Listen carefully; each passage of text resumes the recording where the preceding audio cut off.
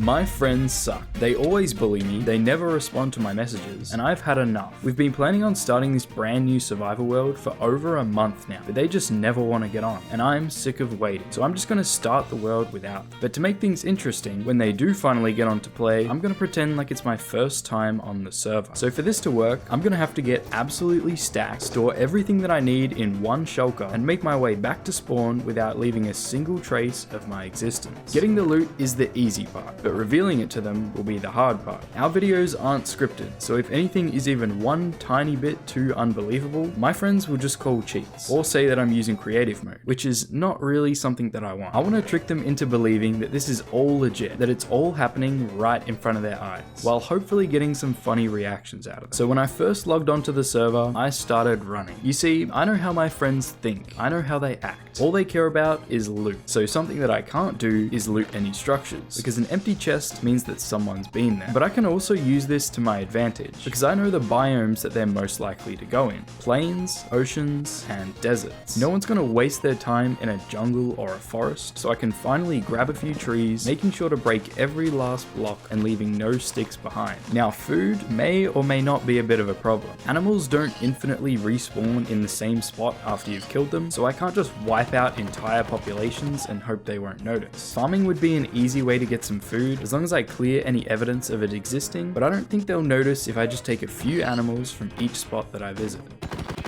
With the food out of the way, it's time to start gearing up, which might be one of the hardest parts. Whenever I go through caves, I have to make sure to do two key things. One, leave a few patches of iron and other ores lying around, and two, when I do take some, I have to make sure that I blend the area into a more natural look, just in case. I know the chance is very small, but what if we do end up coming into the exact same cave that I'm in now? I can't just be leaving big chunks missing out of the walls and have no iron lying around. So what would normally take me only a few minutes has now taken me almost an hour, but there's pretty much no evidence of my existence in these areas. I also found a spawner, which happened to have a golden apple and a name tag, but surely no one will notice that a single golden apple has been replaced by some rotten flesh in a random spawner deep underground.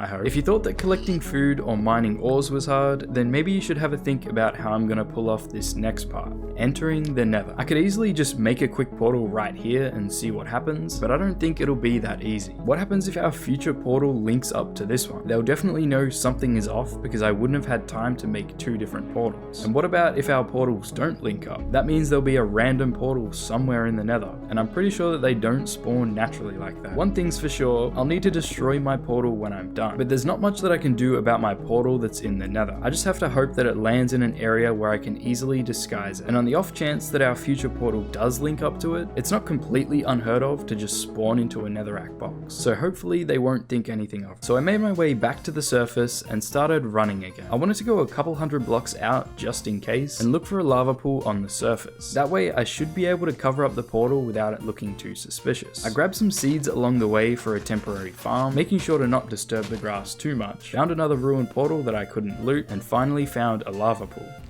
It's still pretty obvious for now, but I promise I'll fix it up when we're done in the nether. Probably one of the worst spawns that I could have got, but I can see not one, but two fortresses. So if I was in literally any other situation, I would be very happy right now. I guess I haven't really mentioned it yet, but if it wasn't obvious, I will be going to the end. And that in itself is going to cause us some problems, but we'll deal with that when we come to it. For now, collecting blaze rods should be one of the easiest things that I get to do in this video, because as long as I don't break the spawner, they're infinite. With the rods in my hand, it's time to go and look for a blue forest to get some endermen, making sure to cover my tracks so there's no evidence of me entering the fortress. I also found a bastion, but of course I couldn't loot it because that would be the most obvious thing ever. Like, I guarantee you, the Cryptox will make us go and find a bastion.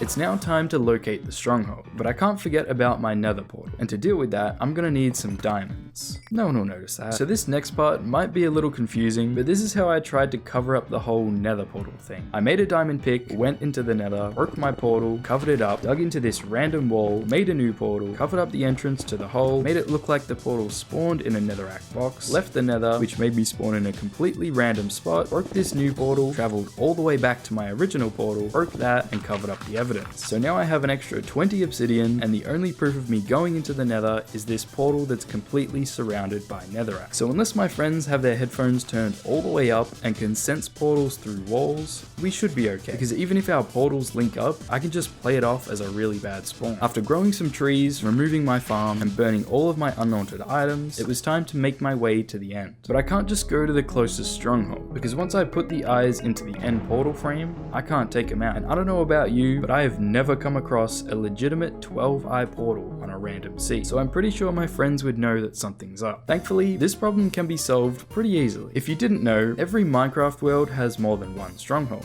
128 to be exact. So if I just go to a portal really far away, the chances of my friends going to that exact same portal instead of the other 127 of them are really low. Time to run 10,000 blocks away.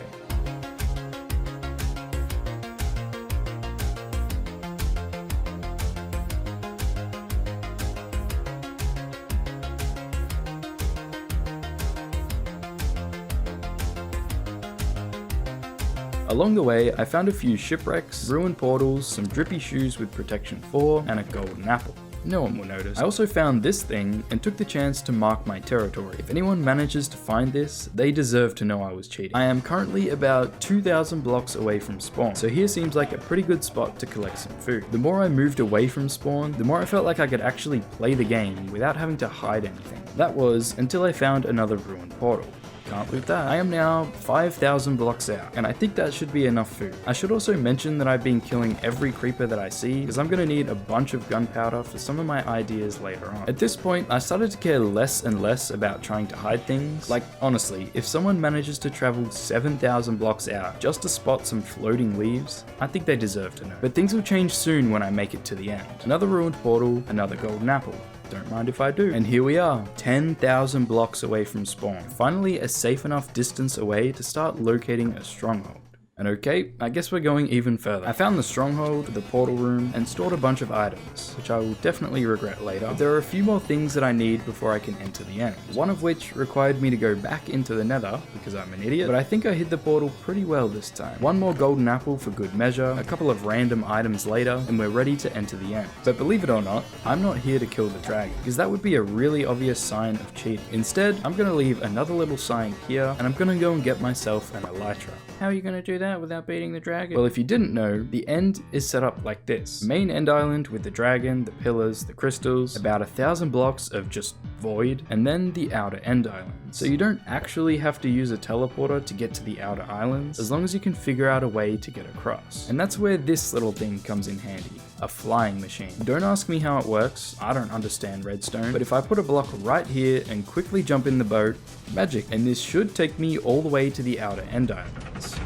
Not even close. 10 long minutes later, I made it. After breaking the flying machine, I immediately found an end city, and to make things even better, it also had an end ship. But what I did next was definitely a mistake, because for some weird reason, I just started killing shulkers and looting chests. I don't know what I was thinking, but the important thing is, we have an elytra, and fully enchanted diamond gear. So I left him a little sign, and I was on my way, making sure to remove all evidence of my existence. Well, most of it. I came across a few more end cities, even one with an elytra, but I didn't really need any of it, so I found myself a teleporter to take me back home.